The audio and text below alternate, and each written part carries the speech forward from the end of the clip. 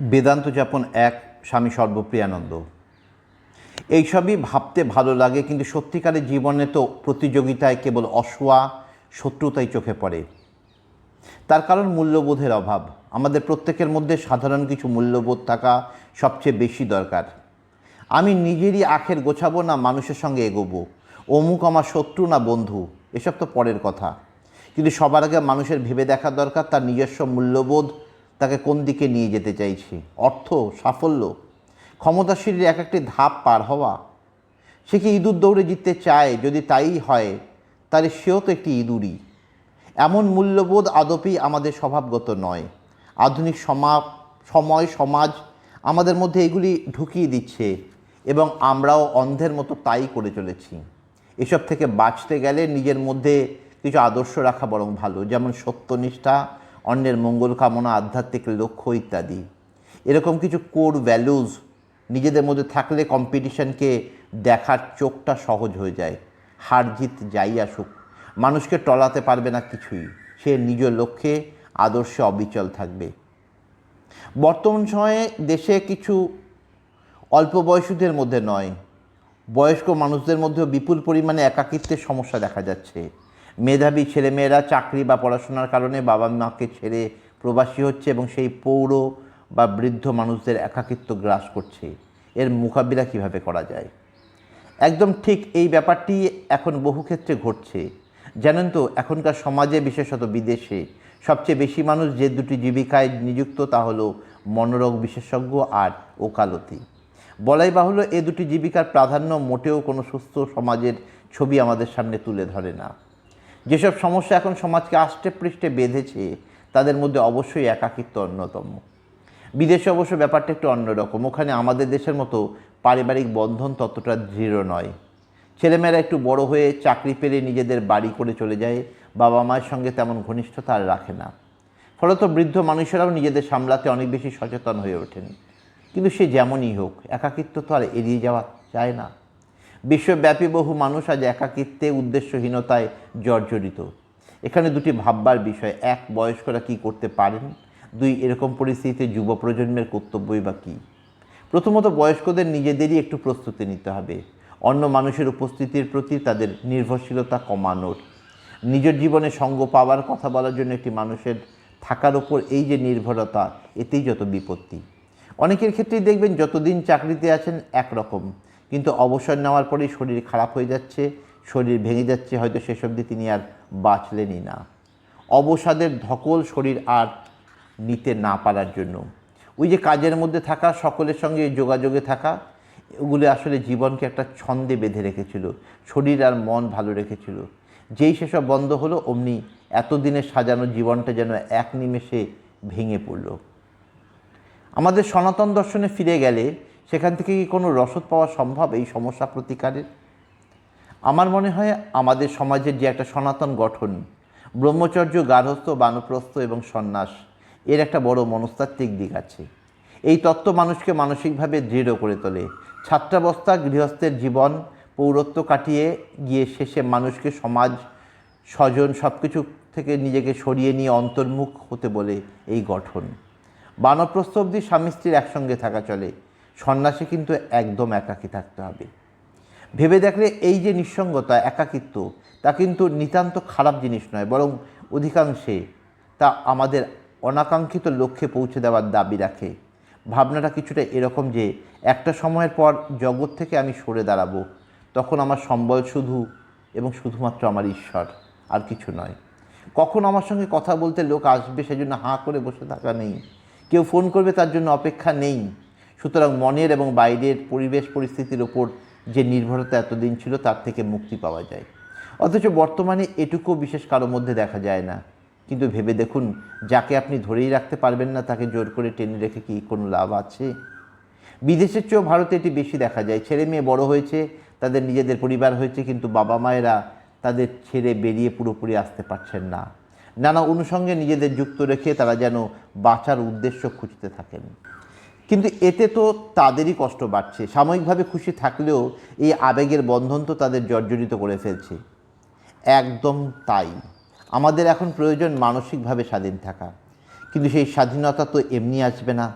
তার জন্য চাই একটি উচ্চ আধ্যাত্মিক আদর্শ, ভগবান লাভ, ভক্তি, মুক্তি, যাই বলি না কেন।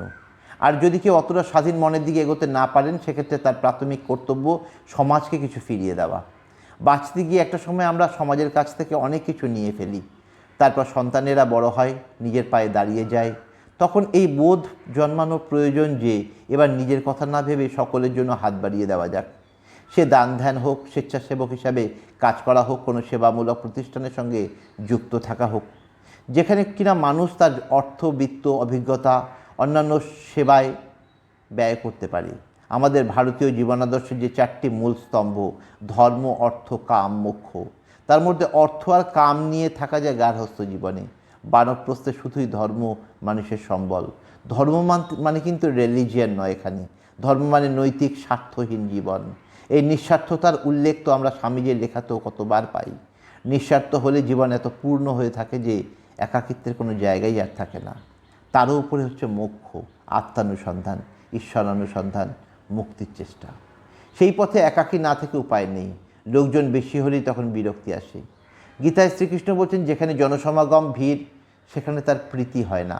ঈশ্বর প্রীতির জন্য একটু নির্জনতা, একাকিত্ব চাই। সুজান কেন তার লেখা ইন্ট্রোভার্ট বইটিতে দেখাচ্ছেন যে আমেরিকার সমাজে ছোট থেকেই বাচ্চাদের শেখানো হয় বহির্মুখ হতে, খেলাধুলা করা, সবার সঙ্গে মেশা, পার্টিতে যাওয়া ইত্যাদি। এগুলি সুস্থ মানসিকতার লক্ষণ হিসেবে ধরা হয়। কিন্তু মানুষ যত তার কাজ এগোতে থাকে, ততই সে অ্যাচিভার হয়ে ওঠে। সে লেখক হোক বা বিজ্ঞানী বা শিল্পী, সে ক্রমেই অন্তর্মুখ হয়ে ওঠে। যদি নিজেকে অন্যদের থেকে আলাদা করে মনের গভীরে ডুব দিয়ে ভাবনায় নিমগ্ন না হওয়া যায়, তাহলে সৃজনশীল কাজ করা অসম্ভব হয়। একজন মানুষ যদি সারাক্ষণ সমাজকে নিয়ে মেতে থাকে, এখন তো সমাজকেও ছাপিয়ে যাচ্ছে ভার্চুয়াল মাধ্যম, তাতে যদি সে ডুবে থাকে, তাহলে নির্জনতা কোথা থেকে আসবে? এই অনলাইন মানুষের সঙ্গ পেতে পেতে তাদের উপর নির্ভরশীল হয়ে পড়ার উদাহরণও কি আমরা দেখি না? বয়স্ক এমন অনেকেই আছেন কম্পিউটার বা স্মার্টফোনের নানা রকম ব্যবহার সম্বন্ধে ওয়াকিবহাল নয়, কিন্তু হোয়াটসঅ্যাপ খুব ব্যবহার করেন। তাদের কাছে ওইটুকুই আনন্দ। চোখে না দেখতে পেলেও ওই অনলাইনে আত্মীয় পরিজন, ছেলে মেয়ে, নাতি নাতনি নিয়ে থাকা, তাদের সঙ্গে নিয়মিত কথা বলা, যোগাযোগ রাখার খিদে, এটি কিন্তু কোনো কাজের কাজ নয়। রক্ত মাংসের দেখা সাক্ষাতের একটা বিকল্প বই তো আর কিছু নয় এসব। এর থেকে নিঃসন্দেহে অনেক বেশি দরকার নিজের মনে নিজে একা থাকতে শেখা। কিন্তু বয়স্কদের এই নিঃসঙ্গতা কমাতে তরুণ প্রজন্মেরও কি কোনো কর্তব্য নেই?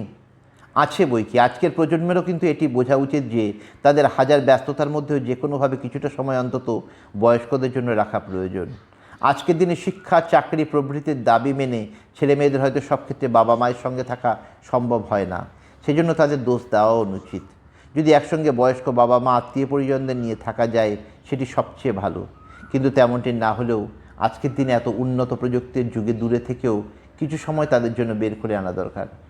বিদেশে বয়স্কদের সঙ্গে যুবক ছেলে মেয়েদের যোগাযোগের রাশ একটু শিথিল, তাই বৃদ্ধদের খেয়াল রাখা, পরিচর্যার জন্য অনেক এল্ডার কেয়ার সেন্টারের মতো ভালো ভালো প্রতিষ্ঠান তৈরি করে দেওয়া হয়েছে। এই মুহূর্তে ভারতে যে বিশাল সংখ্যক যুবক যুবতী আজ থেকে 30-40 বছরের মধ্যে তারা বার্ধক্যে পৌঁছবে, তখন তারা তাদের ছেলে মেয়ে বা আত্মীয়ের কাছ থেকে কতটা সহযোগিতা, সাহচর্য পাবে তা ভেবে দেখার বিষয়। তখন বিদেশের মতো প্রতিষ্ঠানের প্রয়োজন দেখা দিতে পারে।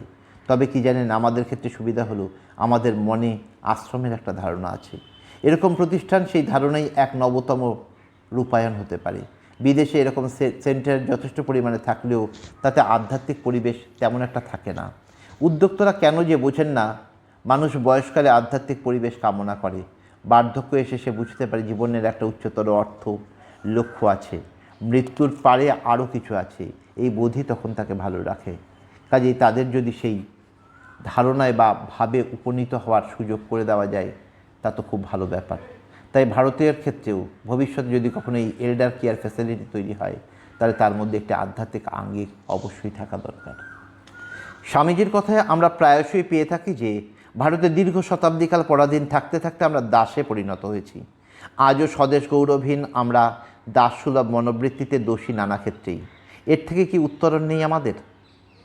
একটা কথা বলি, ভারতীয়দের গুণগত মান এখনও কিন্তু যথেষ্ট উচ্চতরের। বিদেশে যেসব ভারতীয় থাকেন, অন্তত আমেরিকায়, তাদেরকে কিন্তু এখনও মডেল মাইনরিটি বলে উল্লেখ করা হয়। হয়তো সেখানে তারা সংখ্যায় কম, কিন্তু তাদের ব্যবহার, বিচার, আচার, নীতি সবই অন্যদের কাছে শিক্ষণীয়। কিন্তু কোথায় গিয়ে আমাদের ঘাটতি থেকে যায় জানেন? আমাদের মধ্যে নিজস্বতা বা স্বাতন্ত্র্যের অভাব বড্ড বেশি। কেসি ভট্টাচার্যের একটা ভাষণ পরে প্রবন্ধের আকারে প্রকাশিত হয়েছিল, স্বরাজ ইন আইডিয়াস নামে। লেখক তাতে বলেছেন, আমাদের মাথার ওপর বসে থাকা শাসকেরা হয়তো আর কিছুদিনের মধ্যে দেশ ছেড়ে চলে যাবে, কিন্তু আমাদের মনের মধ্যে তারা রয়ে যাবে। অর্থাৎ উনি যে নির্দেশ করতে চাইছেন তা হলো আমাদের কলোনাইজড মানসিকতা, এবং এই মানসিকতার সবচেয়ে বড় লক্ষণ হলো সৃজনশীলতার অভাব। উদাহরণও দিচ্ছেন তিনি। ধরা যাক, ইংল্যান্ডের একজন অধ্যাপক শেক্সপিয়ারকে একভাবে দেখেন, সে দেশ পেরিয়ে যদি ফ্রান্সে চলে যাই, দেখব একজন ফরাসি অধ্যাপক যে দৃষ্টিভঙ্গি নিয়ে শেক্সপিয়ারকে দেখছেন সেটি ইংরেজের দৃষ্টিভঙ্গি থেকে কিছুটা আলাদা।